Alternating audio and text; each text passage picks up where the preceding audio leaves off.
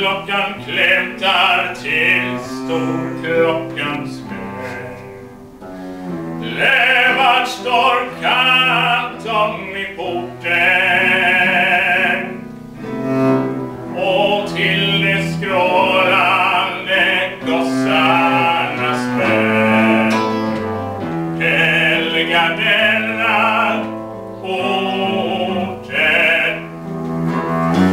vägen upp till templets skriftbeda stad, kantas mellan rosens guldade blad.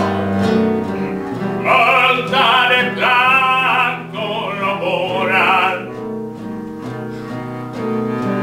till dess den långa och svartklädda rad ut sig vägar med tårar.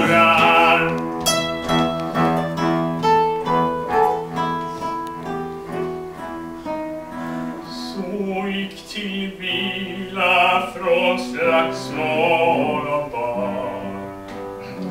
Grävmaka Löfberg, din maka,